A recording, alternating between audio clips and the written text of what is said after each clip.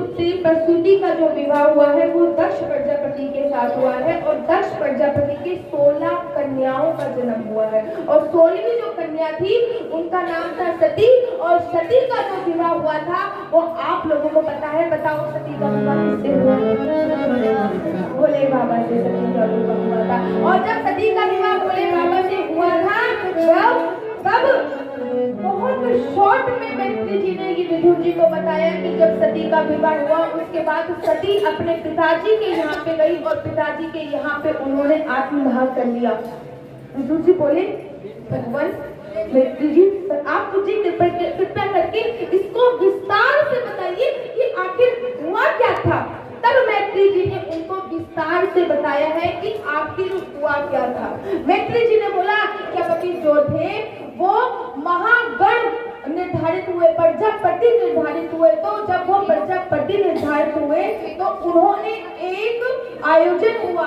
जब आयोजन हुआ तो वहां पर दक्ष प्रजापति गए और जब दक्ष प्रजापति वहां पर गए तो उन्होंने देखा कि सभी ने दक्ष प्रजापति को देख के प्रणाम किया है और जब सभी ने दक्ष प्रजापति को देख के प्रणाम किया है तो महाराज ब्रह्मा विष्णु महेश ये तीनों नहीं खड़े हुए हैं और जब ब्रह्मा विष्णु महेश ये तीनों नहीं खड़े हुए तो दक्ष प्रजापति ने बोला अरे चलो छोड़ो, ब्रह्मा जी तो मेरे पिताजी हैं लेकिन महेश बाबा क्यों नहीं खड़े हुए? ये तो मेरे दामाद हैं, इनको तो मेरी इज्जत करनी चाहिए था, इनको तो खड़ा होना चाहिए था। और जब ये बात हुई है तो दक्ष प्रजापति ने भोले बाबा का उपहास उड़ाना शुरू कर दिया है। उन्होंने भोले बाबा का उपहास उड़ाया है और जब भोले बाबा का उन्होंने उपहास उड़ाया है तो भोले बाबा तो शांत रहे। भोले बाबा ने बोला भाई शादी में हर किसी को सुनना पड़ता है, किसी को शादी में सुनना पड़ता है, किसी को शादी के बाद सुनना पड़ता है, मुझे शादी के बाद सुनना पड़ रहा है, कोई बात नहीं है। लेकिन भोले बाबा के जो गण थे नंदी उनसे रहा नहीं गया। उन्होंने दक्ष प्रजापति और नंदी की आपस में बहस हुई और जब दक्ष प्रजापति और नंदी की बहस हुई है तो तमाम बहसों के बाद भोले बाबा ने कहा यहाँ से चले जाना ही बेहतर है, क्योंकि ये ऐसा लग रहा है कि यहाँ पे सब एक दूसरे को श्राप दिए जा रहे हैं, यहाँ से चले जाना ही बेहतर है। भोले बाबा यहाँ से चले गए हैं और जब भोले बाबा वहाँ से चले गए हैं तो कुछ दिनों के पश्चात दक्ष जी ने एक विशाल यज्ञ का आयोजन किया है और उस विशाल यज्ञ में उन्होंने सभी देवी देवताओं को बुलाया है लेकिन और मात्र बाबा महेश को नहीं बुलाया है।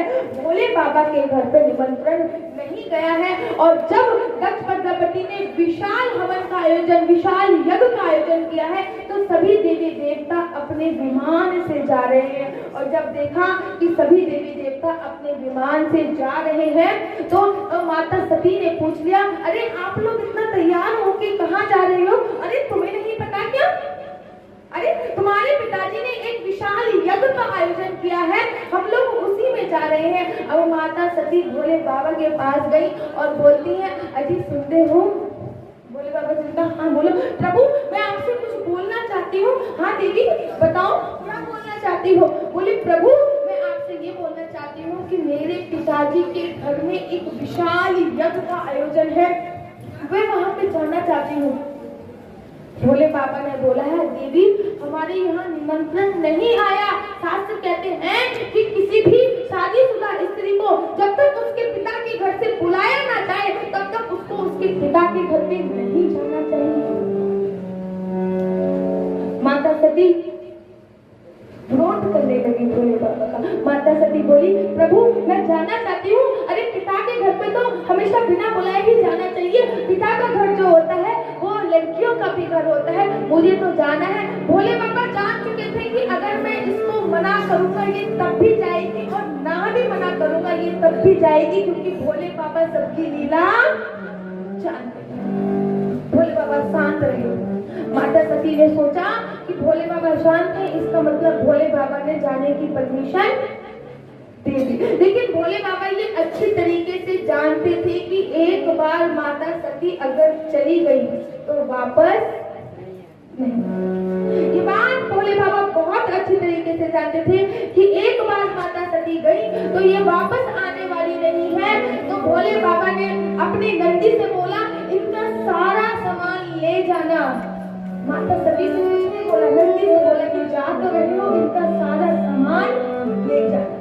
और जब सती गई है दक्ष प्रजापति अपने पिताजी के यहाँ पे, दक्ष प्रजापति ने उनकी तरफ देखा भी नहीं है, लेकिन मैया ने उनकी तरफ देखा है। उनकी माँ उनसे मिली है, उनकी बहन मुस्कुराते हुए उनसे मिली है, उनकी बहन ने उन्हें गले लगाया है। और यहाँ पे यज्ञ हो रहा था, जहाँ पे यज्ञ चल रहा था, वहां पर गई है, देखा तो वहां पे सबका हिस्सा बना हुआ है, लेकिन भोले बाबा का यज्ञ में कोई हिस्सा नहीं है। और ये एक धर्म पत्नी का कर्तव्य भी होता है, जब उसके पति का उसके मायके में अपमान होता है तो उनको भी, मैं ये नहीं कह रही आप भी माता सती की तरह दहन करके आ जाना, आपका भी फर्ज है। कहीं ऐसा ना हो कि भैया मेरे पति का अपमान हो रहा है, मैं दहन करने जा रही हूँ, ऐसा नहीं होना चाहिए। माता सती ने देखा कि यहाँ पे मेरे पति का हिस्सा नहीं है, भोले बाबा का हिस्सा नहीं है। उन्होंने दक्ष प्रजापति को बुलाया है और बोलती है कि मैं आज अपने नाम के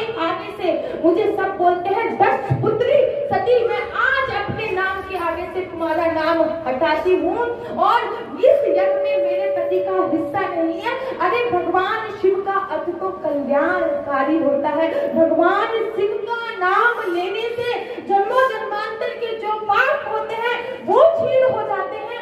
आपने भगवान शिव का हिस्सा ही नहीं रखा यज्ञ में।